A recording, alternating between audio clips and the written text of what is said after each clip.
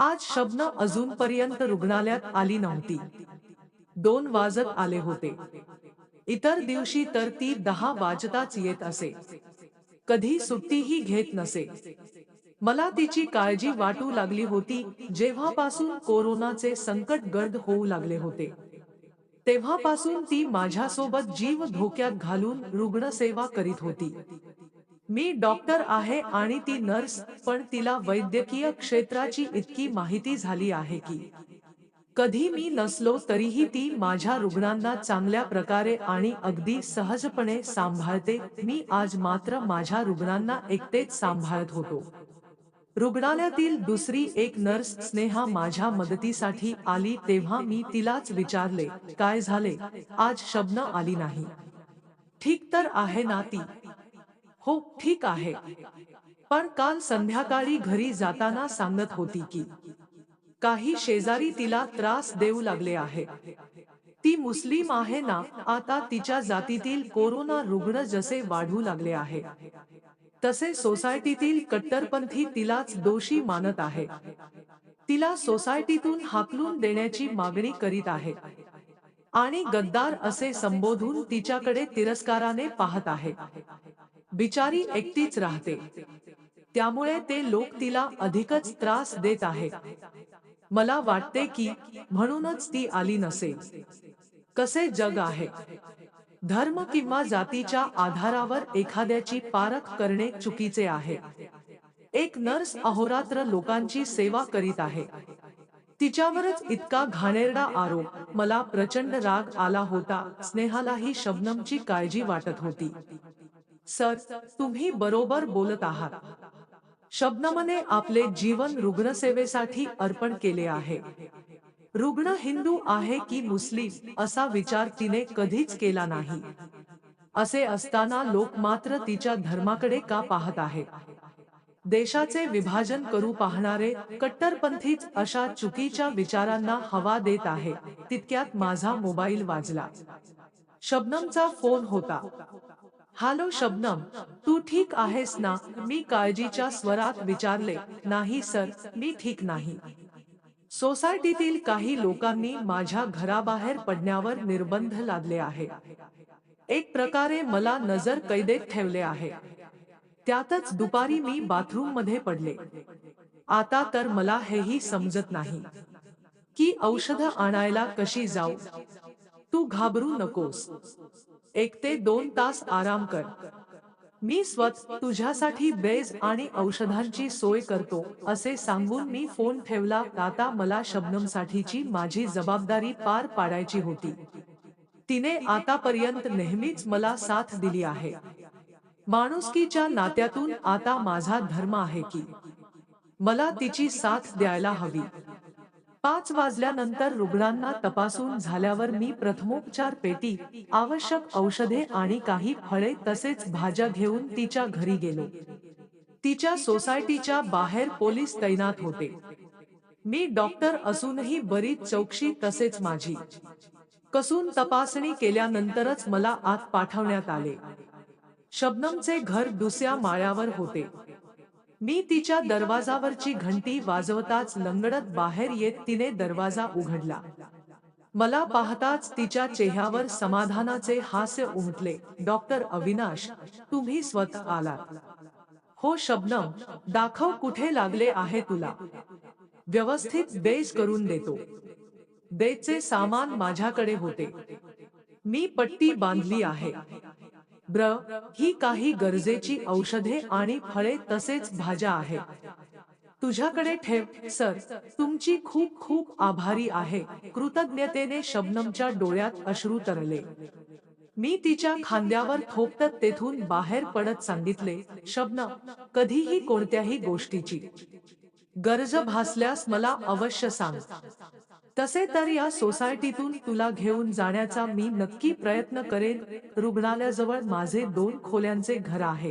तिथे तुझी राहण्याची व्यवस्था करतो.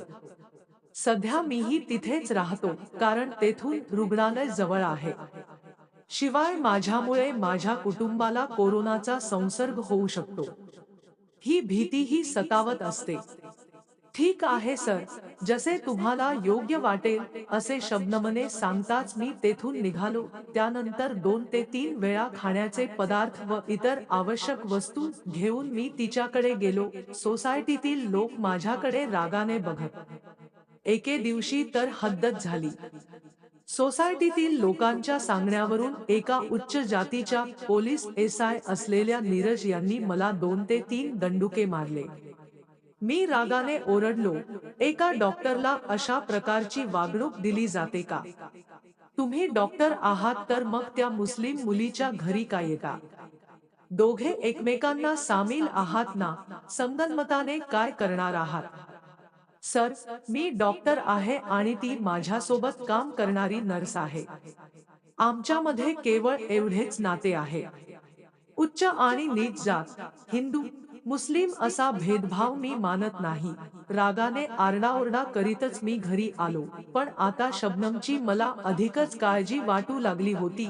त्याच दिवशी मी ठरवले की शबनमला माझ्या घरी घेऊन यायचे. दुसऱ्या दिवशी सकाळीच मी तिला माझ्या घरी घेऊन आलो. आता शबनम माझ्यासोबत माझ्या घरी होती आणि रुग्णालयही जवळच होते. त्यामुळे हट्टाने ती रुग्णालयात जाऊ लागली. लंगडत असून आणि त्रासात असतानाही ती मनापासून रुग्णसेवा करीत होती. त्यामुळे माझ्या मनातील तिच्याबाबतचा आदर अधिकच वाढत होता. ती घरातही माझ्यासाठी पौष्टिक जेवण बनवत असे. माझे कुटुंबीय माझ्यासोबत नव्हते. त्यामुळे स्वाभाविकच माझ्या जेवणाचे हाल होत होते. रुग्णालयातील कटीनमध्ये मी जेवत असे. पण जशी शबनम माझ्या घरी आली, तसे तिने मी नको म्हणत असतानाही स्वयंपाकघराचा ताबा घेतला. पाय दुखत असतानाही ती मला माझ्या आवडीचे पदार्थ बनवून देत असे. मी कुटुंबापासून दूर आहे याची जाणीवही ती मला होऊ देत नव्हती. रुग्णालयात ती माझ्या मदतनीस होतीच, पण घरातही माझ्या प्रत्येक गरजेकडे लक्ष देत होती. आम्ही दोघेही बोलताच एका वेगळ्या नात्यात बांधले जात होतो. तिचा त्रास मला समजत होता आणि मला होणाऱ्या त्रासाचे ओझे ती स्वतः वाहायला तयार होती. आमचा धर्म वेगळा होता, जात वेगळी होती, पण मन एक झाले होते. आम्ही एकमेकांना स्वतःपेक्षा जास्त ओळखू लागलो होतो. दुसरीकडे माझ्या शेजारी आमच्यावरून चर्चा रंगू लागली होती. लोकांना हे समजले होते की ती दुसऱ्या धर्माची आहे. त्यांना असा प्रश्न पडला होता की ती माझ्यासोबत माझ्या घरात का राहत आहे? माझे तिच्याशी काय नाते आहे? शबनमच्या सोसायटीतील काही लोकांनीही माझ्या काही शेजाऱ्यांना भडकवण्याचे काम केले. मला थेट येऊन कोणी काहीही विचारले नव्हते, पण त्यांच्या डोळ्यांतील प्रश्न मला दिसत होते. एके दिवशी मी घरी आलो तेव्हा माझी तब्येत बिघडल्याचे माझ्या लक्षात आले. घसा खवखवत होता, डोकेही दुखत होते. मी स्वतःला क्वारंटाईन केले. शबनमलाही निघून जायला सांगितले. पण तब्येत खराब असताना मी तुम्हाला सोडून जाणार नाही, असे तिने ठामपणे सांगितले. त्यानंतर मी तिला माझ्या खोलीत येण्यास बंदी घातली. ती दुरूनच माझी काळजी घेत होती. एके दिवशी दोघे शेजारी माझ्या घरी आले आणि शबनमबाबत चौकशी करू लागले. मी सर्व काही खरे सांगितले. दुसऱ्या दिवशी सकाळी उठलो तेव्हा लक्षात आले की घराबाहेरून बराच आवाज येत आहे. एकीकडे माझी तब्येत बिघडली होती, तर दुसरीकडे कट्टरपंथी एकत्र जमून माझ्या घराबाहेर घोषणाबाजी करीत होते. मला गद्दार म्हटले जात होते. शबनम सोबत नाव जोडून मला सोसायटीतून हाकलून देण्याची मागणी केली जात होती. मला काय करावे ते सुचत नव्हते. बराच वेळ घराबाहेर गोंधळ सुरूच होता.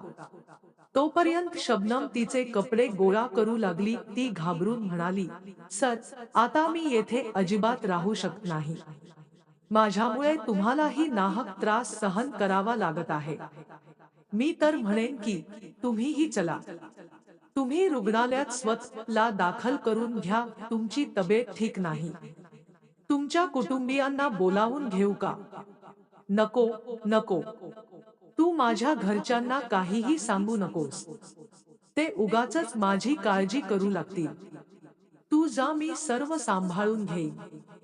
मी आधीच सांगितले आहे की काहीही झाले तरी तुम्हाला असे एकट्याला सोडून मी जाणार नाही.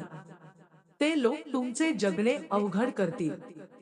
तुमची तब्येतही जास्त बिघडत चालली आहे. मी डॉक्टर अतुल यांना फोन करते. ते आपल्याला येथून घेऊन जातील. ठीक आहे, जसे तुला योग्य वाटेल, मी म्हटले. तितक्यात कोणीतरी दरवाजा वाजवला.